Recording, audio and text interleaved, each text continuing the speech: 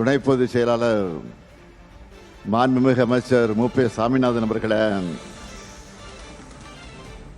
ஈரோடு மாவட்ட கழகத்தினுடைய செயலாளர்கள் தோப்பு வெங்கடாசலம் அவர்களே, நல்ல சிவம் அவர்களே,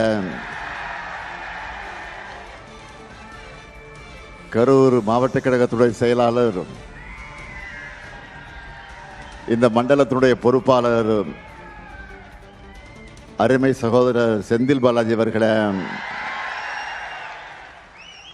நாடாளுமன்ற உறுப்பினர் பிரகாஷ் அவர்களே, புதிய திராவிட கழகத்தினுடைய தலைவர் அருமை நண்பர் ராஜ்குமார் அவர்களே, வருகை தந்திருக்கக்கூடிய நம்முடைய தோழமை கட்சிகளை சார்ந்த தலைவர்களே, மாவட்ட கழகத்தினுடைய செயலாளர்களே, மாவட்ட பொறுப்பாளர்களே, தலைமை கழகத்தினுடைய நிர்வாகிகளே, ஈரோடு மாவட்ட கழகத்தினுடைய நிர்வாகிகளே, பத்திரிகை மற்றும் ஊடகத்துறை சார்ந்த நண்பர்களே, வணக்கத்திற்குரிய வாக்காளர் பெருமக்களே, பெரியோர்களே, தாய்மார்களே, என் உயிரோடு கலந்திருக்கக்கூடிய தலைவர் கலைஞர் அவர்களின் உயிரினும் உயிரான அன்பு உடன்பிறப்புகளே, உங்கள் அனைவருக்கும் என்னுடைய அன்பான வணக்கம். பகுத்தறிவு பகலவன் தந்தை பெரியார் பிறந்த மண்ணில் நின்று தமிழ்நாட்டுக்கு புதிய விடுதலை தந்திருக்கக்கூடிய திராவிட முன்னேற்ற கழகத்தின் தலைமையிலான மதச்சார்பற்ற முற்போக்கு கூட்டணிக்கு ஆதரவு கேட்டு நான் இங்கு வந்திருக்கிறேன். இது பெரியார் பிறந்த ஊர் மட்டுமல்ல, பேரறிஞர் அண்ணாவும் முத்தமிழறிஞர் கலைஞரும் வாழ்ந்து வளர்ந்த ஊர் இந்த ஈரோடு. பெரியார் இல்லை என்றால் அண்ணா இல்லை, அண்ணா இல்லை என்றால் கலைஞர் இல்லை, கலைஞர் இல்லை என்றால் நாமெல்லாம் இல்லை. அந்த வகையில் அனைத்துக்கும் தொடக்கமாக விளங்கி கொண்டிருக்கக்கூடிய இந்த திராவிட பேரூர் தான் இந்த ஈரோடு. திராவிட பேரூரில் நின்று நான் கேட்கிறேன், மீண்டும் திராவிட மாடல் ஆட்சிக்கு தயாரா? இன்னும் சத்தமா? மகிழ்ச்சி. அதுக்காக தான் இந்த மாவட்டத்து வேட்பாளர்கள் இங்கே உங்கள் முன்னாடி இங்கே நின்று கொண்டிருக்கிறார்கள். ஈரோடு மேற்கு சட்டமன்ற தொகுதியில் நம்முடைய வெற்றி வேட்பாளர், மாவட்ட கழகத்தினுடைய செயலாளர், மாண்புமிகு அமைச்சர், நம்முடைய அன்பு சகோதரர் சு. முத்துசாமி நிற்கிறார். மிக நீண்ட அரசியல் அனுபவம் கொண்டவர், அமைதியாக பேசி எதையும் சாதிக்கக்கூடியவர்.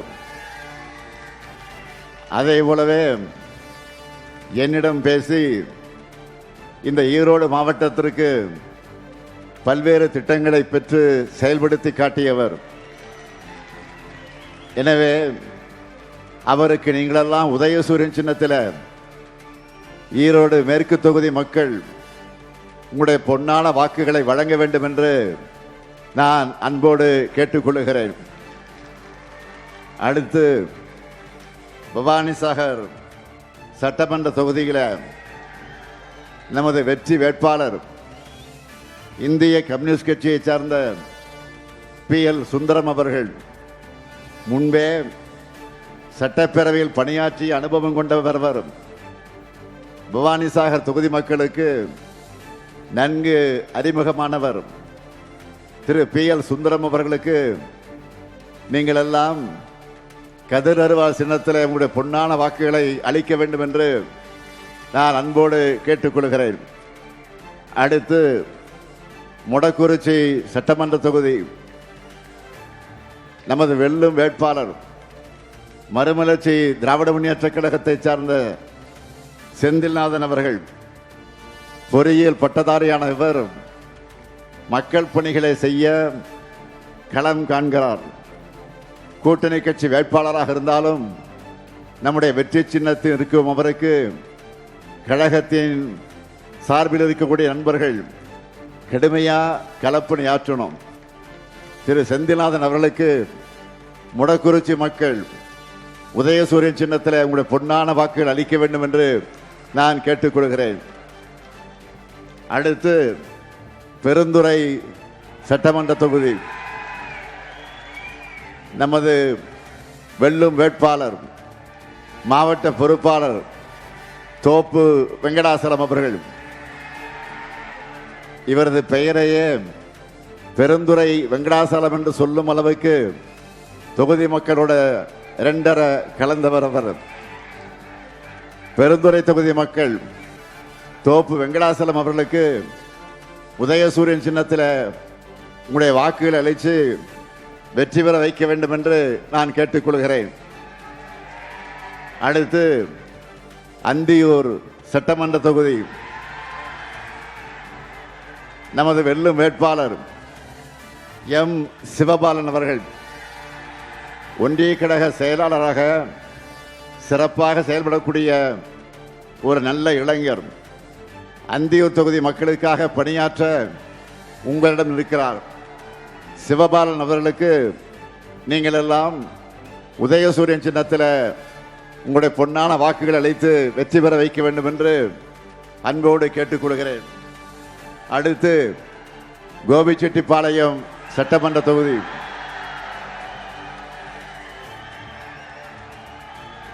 நமது வெல்லும் வேட்பாளர் மாவட்ட செயலாளர் சகோதரர் என் நல்ல சிவம் அவர்கள்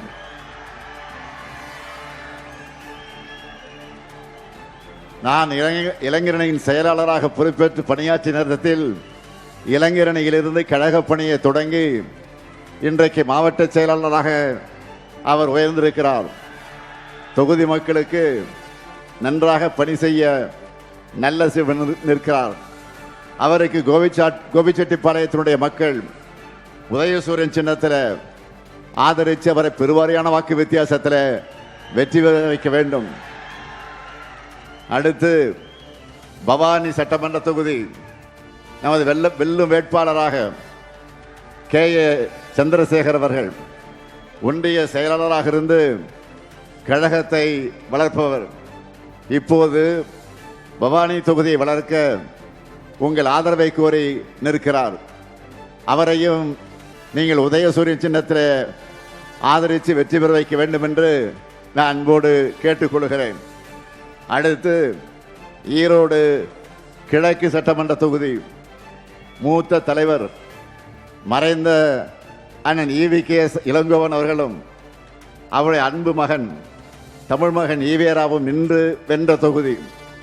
விரைவில் நம்முடைய அருமை சகோதரர் ராகுல் காந்தி அவர்கள் வேட்பாளர் பெயரை அறிவிக்க இருக்கிறார். காங்கிரஸ் கட்சியை சார்ந்த அந்த வேட்பாளருக்கு கை சின்னத்தில் உங்களின் பொன்னான வாக்குகளை அளிக்க வேண்டும் என்று நான் அன்போடு கேட்டுக்கொள்கிறேன். நினைக்கிறாரா?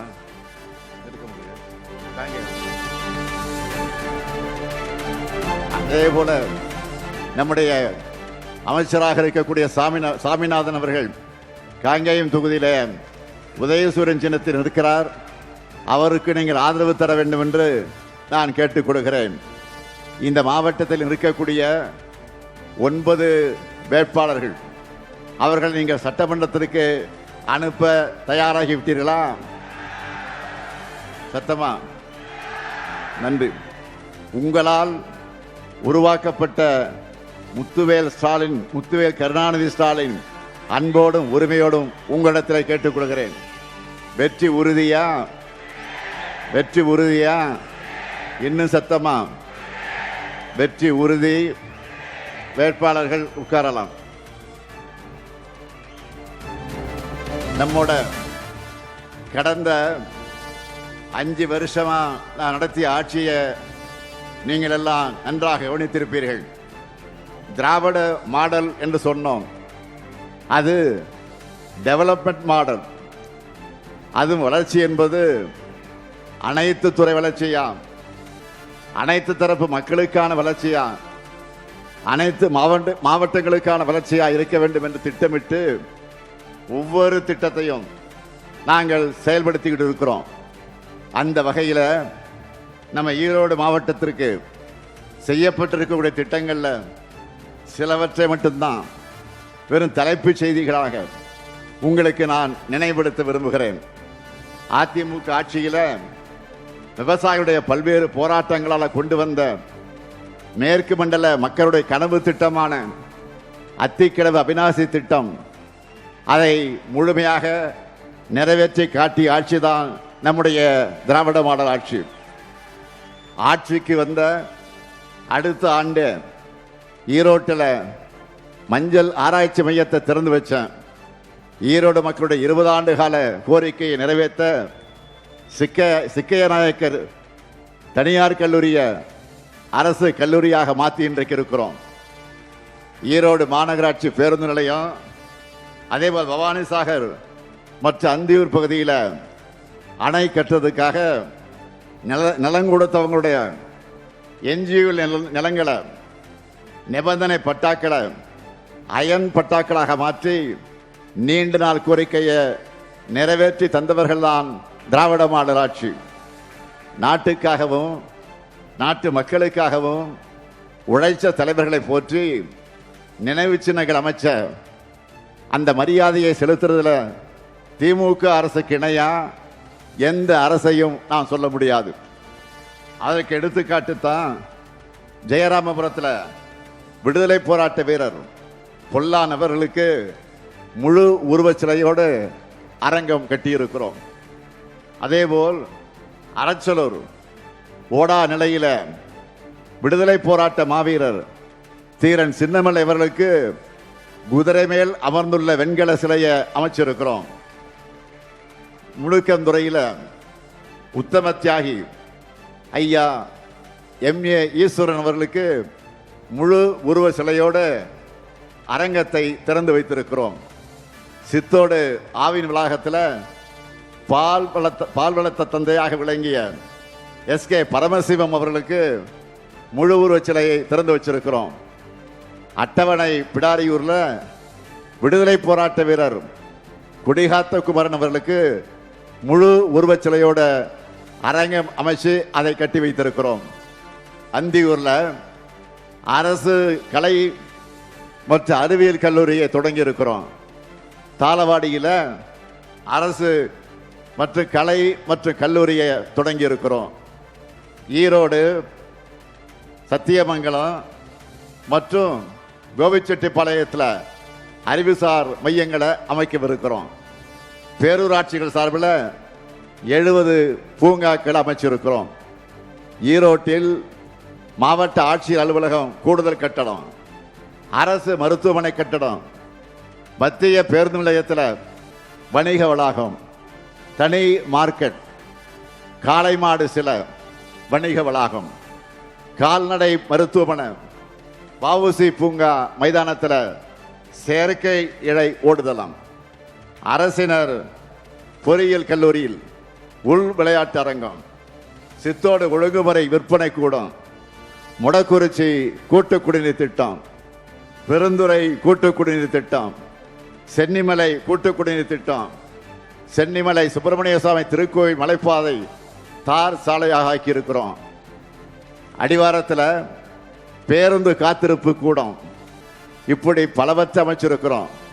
இது மட்டுமல்ல, பவானி ஆற்றின் குறுக்கே 8 தடுப்பு அணைகளை ஏற்படுத்தி இருக்கிறோம். அந்தியூர் தேனிமடுவு பள்ளத்தின் குறுக்கே தடுப்பணை கட்டப்பட இருக்கு. கங்காபுரத்தில் நியோ டைடல் பார்க் வர இருக்கு. இன்னும் லிஸ்ட் இடத்துல பெருசா இருக்கு. இப்படி வேளாண்மை, உட்கட்டமைப்பு, தகவல் தொழில்நுட்பம், கல்வின்னு எல்லா துறைகள்லையும் உங்களுக்கான வளர்ச்சி திட்டங்களை நிறைவேற்றி கொடுத்திருக்கக்கூடிய உரிமையோட, அந்த பெருமையோட உங்களிடத்தில் நான் கம்பீரமாக உரிமையோடு வாக்கு கேட்க வந்திருக்கிறேன்.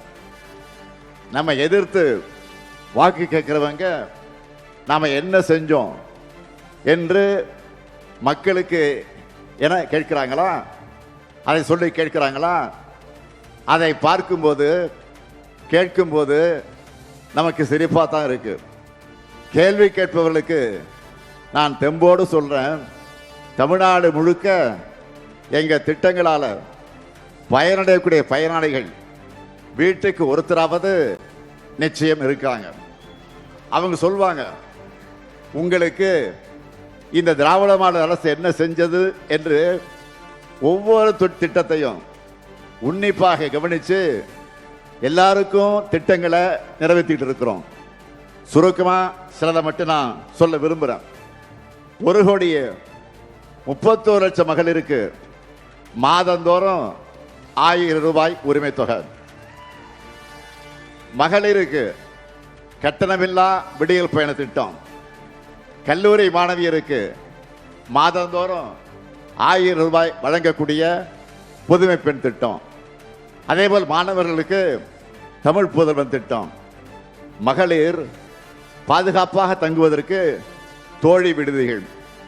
மகளிர் சுய உதவி குழுக்களுக்கு வரலாற்றிலே இல்லாத அளவுக்கு சுழல் நிதி. தாய் சேய் நல பரிசு பெட்டக திட்டம். கர்ப்பிணி பெண்களுக்கான தடுப்பூசி திட்டம். பிற்படுத்தப்பட்டோர் மற்ற சிறுபான்மையின பெண்களுக்கான நுண்கடன் திட்டம். ஆதி திராவிடர் மற்ற பழங்குடியின பெண்களுக்கான தொழில் முனைவர் திட்டம். மலைவாழ் மக்களுக்கான மருத்துவ சேவை திட்டம். கை குழந்தைகள் மற்றும் இளங்குழந்தைகளுக்கான ஊட்டச்சத்து திட்டம்னு இந்த திட்டங்களை பற்றி நான் நாள் முழுக்க இங்கே சொல்லிக் கொண்டிருக்க முடியும்.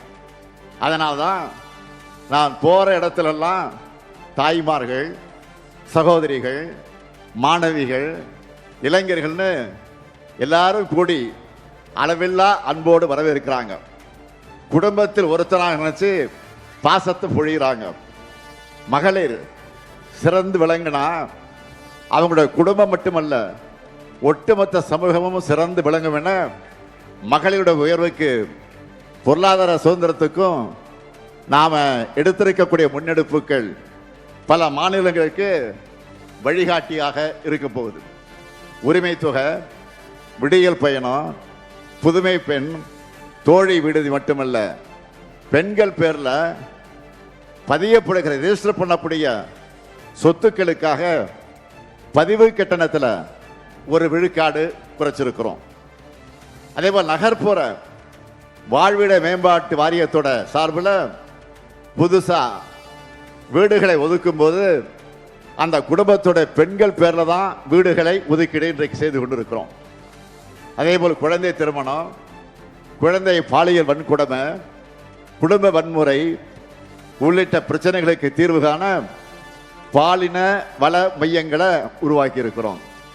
சிறுமிகள் மீதான பாலியல் வன்கொடுமை குற்றங்கள்ல ஈடுபடக்கூடியவங்களுக்கு மரண தண்டனை விதிக்கக்கூடிய அளவுக்கு சட்டத்தை கொண்டு வந்திருக்கிறோம். டிஜிட்டல் குற்றங்களுக்கும் கடுமையான தண்டனைகள் கொடுக்கிற சட்டங்கள் நிறைவேற்றி இருக்கிறோம். ஒரு குற்றம் நடந்தா எவ்வளவு துரிதமாக நடவடிக்கை எடுத்து குற்றவாளியை தண்டிக்கிறோம் என்பதனால காரணத்தினால்தான் ஒரு அரசுடைய செயல்பாடு மதிக்கப்படும். அப்படி பார்த்தா 86 விழுக்காட்டுக்கு மேலான வழக்குகள்ல 60 நாட்களுக்குள்ள குற்றப்பத்திரிகை தாக்கல் செய்யப்பட்டது இந்த திராவிட மாடல் ஆட்சியிலே தான். இந்தியாவிலேயே பெண்கள் அதிகமாக வேலைக்கு போகிறது நம்முடைய தமிழ்நாட்டில் தான். இந்த சட்டம் ஒழுங்கா சரியாக இருக்கு, பெண்கள் பாதுகாப்பாக இருக்கிறாங்க, அதனால தைரியமாக வேலைக்கு போகிறாங்க. ஏராளமான தொழிற்சாலைகளும் தமிழ்நாட்டை நோக்கி வந்து கொண்டிருக்கிறாங்க. தமிழ்நாட்டுடைய இந்த வளர்ச்சி பாஜகவோட கிளை செயலாளராக இருக்கக்கூடிய பழனிசாமி அவர்களுக்கு எரிச்சல் தருது, வயிறு எரியுது. அவருடைய என்ன ஓட்டம் என்ன தெரியுமா? என்னடா கால்களெல்லாம் தவழ்ந்து போய் கால்களெல்லாம் வாரிவிட்டு ஆட்சிக்கு வந்தோம், இந்த திமுகவும் ஸ்டாலினும் ஒரு தேர்தலில் கூட ஜெயிக்க விட மாட்டேங்கிறாங்க என்ற பொறாமையில் அந்த பொய்யையும் பொருளையும் பரப்புகிறார்.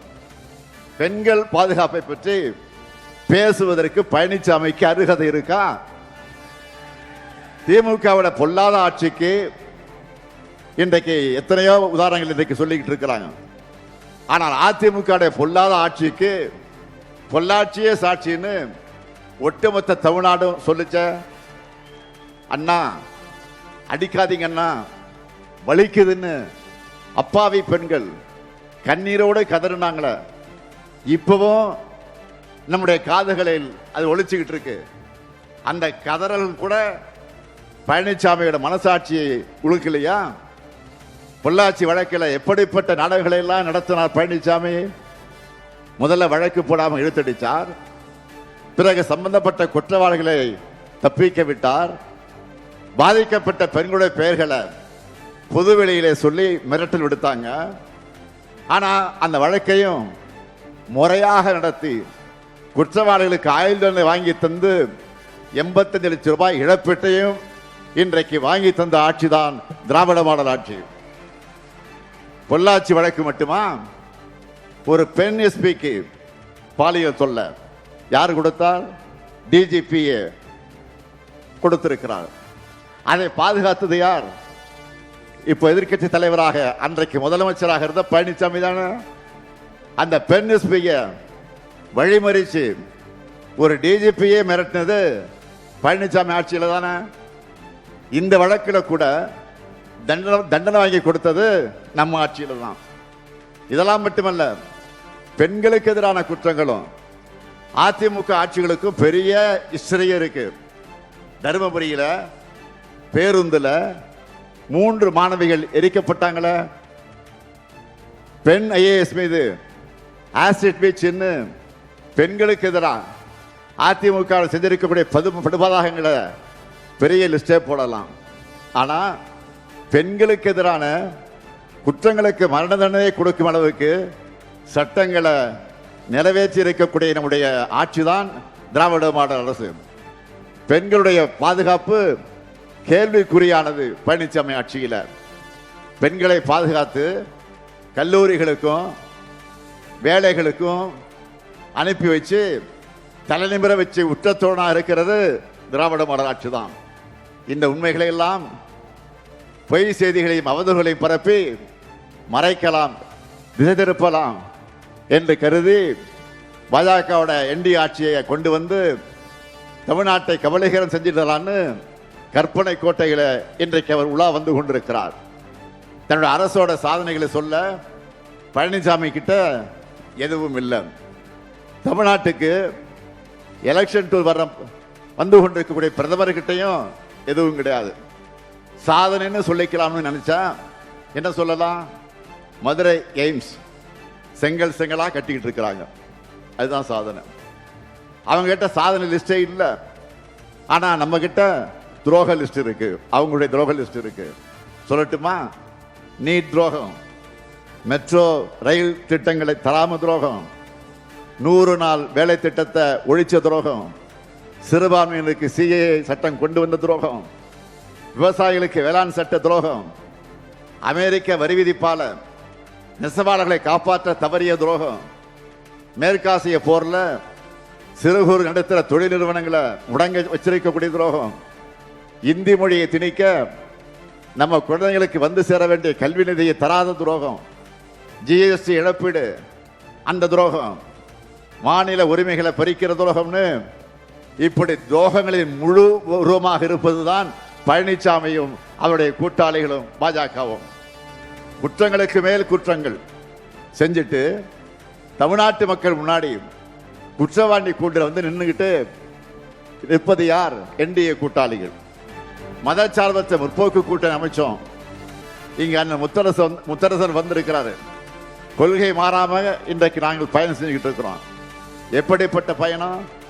மாநில உரிமைகளை காக்க, தமிழை உயர்த்த, இனமான உணர்வை போற்ற, தமிழ்நாட்டின் தனித்துவத்தை காப்பதற்கு கொள்கைகளால் நாங்கள் உண்டு சென்றிருக்கிறோம். ஆனா என்டிஏ கூட்டணியை பாருங்க. 2016 அமித்ஷா என்ன சொன்னாரு? அதிமுக அமைச்சரவை தான் ஊழல்வாதிகள் நிறைந்த அமைச்சர்னு சொன்னார். ஆனா அந்த ஊழல் கூட்டம் மொத்தமும் இப்போ அதே அமித்ஷா கூட நிற்குது. சம்பந்திக்கு டெண்டர் கொடுத்த பழனிசாமி தொடங்கி அவர் கூட இருந்த ஒவ்வொரு அமைச்சரும் ஊழல் குற்றவாளிகள் என்பதற்கு உதாரணம் ஒன்றா இரண்டா? குட்கா குற்றவாளி, உள்ளாட்சி டெண்டர் குற்றவாளி, இப்படி ஒரு டஜன் அதிமுக முன்னாள் அமைச்சர்களை சொல்லலாம். அவங்க மட்டுமல்ல, அவங்க கூட கூட்டணி வச்சிருக்கிறாங்களே பாருங்க நீங்க நல்லா. ஒருத்தர் தேர்தல் ஆணையத்துக்கு லஞ்சம் கொடுக்கிற வழக்கில் சிக்கினவர், இன்னொருத்தர் மருத்துவக் கல்லூரிக்கு அனுமதி கொடுக்கிறதுல மாட்டினவர். உதிரிகளை பத்தி எல்லாம் நான் சொல்லணுமா? இப்படி குற்றவாளி கூண்டல நிற்க வேண்டியவங்க கூட்டணியா வந்து இன்றைக்கு தமிழ்நாட்டு மக்களை ஏமாத்த பார்க்கிறாங்க. ஆனா தமிழ்நாட்டு மக்கள் தான் அவங்களுக்கு ஏமாற்றத்தை தர போறாங்க. இந்த மேடையிலிருந்து சொல்லுகிறேன், என்டிஏ என்னும் துரோக கூட்டணியை தமிழ்நாட்டு மக்கள் ஏப்ரல் 23ஆம் நாள் நிச்சயம் தூக்கி எறிவாங்க. அது உறுதி உறுதி. டபுள் இன்ஜினாவது டப்பா இன்ஜினாவது தமிழ்நாட்டை வீழ்த்தணும் என்ற எண்ணத்தோடு நுழைய நினைச்சா தடம் புரளர் மாதிரி விரட்டணும். நம்முடைய போராட்டம் திமுகவுடைய வெற்றிக்காக மட்டுமல்ல, கூட்டணியுடைய வெற்றிக்காக மட்டுமல்ல, ஒட்டுமொத்த தமிழ்நாட்டுடைய வெற்றிக்காக மறந்து விடாதீர்கள். எனவே தாய் தமிழ்நாட்டை காக்க அனைவரும் திராவிட முன்னேற்ற கழகத்தின் தலைமையிலான மதச்சார்பற்ற முற்போக்கு கூட்டணியை நீங்கள் ஆதரிக்கணும் என்று அன்போடு கேட்கிறேன், உரிமையோடு கேட்கிறேன். ஏன் கலைஞரின் மகனாக என்று கேட்கிறேன். ஈரோடு மேற்கு சட்டமன்ற தொகுதியில் நம்முடைய சு முத்துசாமி அவர்களுக்கு உதயசூரியன் சின்னத்திலும், அதேபோல் பவானிசாகர் சட்டமன்ற தொகுதியில் இந்திய கம்யூனிஸ்ட் கட்சியை சார்ந்த PL சுந்தரம் அவர்களுக்கு கதிர் அருவாள் சின்னத்திலையும், முடக்குறிச்சி சட்டமன்ற தொகுதியில் மதிமுகவை சார்ந்த செந்தில்நாதன் அவர்களுக்கு உதயசூரியன் சின்னத்திலையும், பெருந்துறை சட்டமன்ற தொகுதியில் தோப்பு வெங்கடாசலம் அவர்களுக்கு உதயசூரியன் சின்னத்திலையும், அந்தியூர் சட்டமன்ற தொகுதியில் M சிவபாலன் அவர்களுக்கும், கோபிச்செட்டிப்பாளையம் சட்டமன்ற தொகுதி N நல்லசிவம் அவர்களுக்கும், பவானி சட்டமன்ற தொகுதியில் நமது வெல்லும் வேட்பாளர் K சந்திரசேகரன் அவர்களுக்கும் உதயசூரியன் சின்னத்தில் நீங்கள் எல்லாம் ஆதரவளிக்கணும். அதேபோல் காங்கேயம் தொகுதியில் வேட்பாளராக நிற்கக்கூடிய சாமிநாதன் அவர்களுக்கு உதயசூரியன் சின்னத்திலும், ஈரோடு கிழக்கு சட்டமன்ற தொகுதியில் இன்று இரவுக்குள் நம்முடைய ராகுல் காந்தி அவர்கள் காங்கிரஸ் கட்சியுடைய வேட்பாளர் அறிவிக்க இருக்கிறார். காங்கிரஸ் கட்சி சேர்ந்த அந்த வேட்பாளருக்கும் நீங்கள் கை சின்னத்தில் உங்களுடைய வாக்குகளை வழங்கி பெருவாரியான வாக்கு வித்தியாசத்தில் வெற்றி பெற வைக்க வேண்டும் நான் கேட்டுக் கொள்கிறேன். தமிழ்நாட்டை தொடர்ந்து வளர்ச்சி பாதையில் நடைபோட நீங்கள் ஆதரவை தந்திட வேண்டும். அமையவுள்ள திராவிட மாடல் 2.0 ஆட்சியில் தன்னகரில்லா தமிழ்நாட்டை உருவாக்குவோம். உலகமே திரும்பி பார்க்கக்கூடிய அளவுக்கு உயர்த்துவோம். ஆதரிப்பேர் மதச்சார்பற்ற முற்போக்கு கூட்டணி வேட்பாளர்களை வெல்வோம் ஒன்றாக, வெல்வோம் ஒன்றாக, வெல்வோம் ஒன்றாக. நன்றி, வணக்கம்.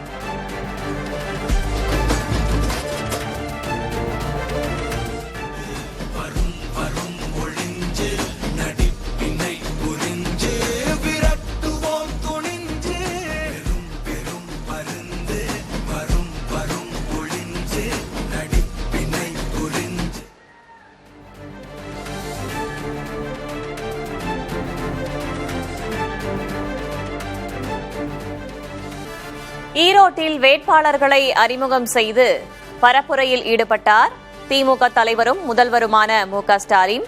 திமுக ஆட்சியில் செய்யப்பட்டுள்ள நலத்திட்ட உதவிகளை பட்டியலிட்டு அதிமுக பாஜக கூட்டணியை விமர்சித்தும் அவர் பேசியிருக்கிறார். மேலும் இன்று இரவுக்குள் காங்கிரஸ் கட்சி வேட்பாளர் பட்டியலை ராகுல் காந்தி வெளியிடுவார் என்றும் அவர் கூறியுள்ளார்.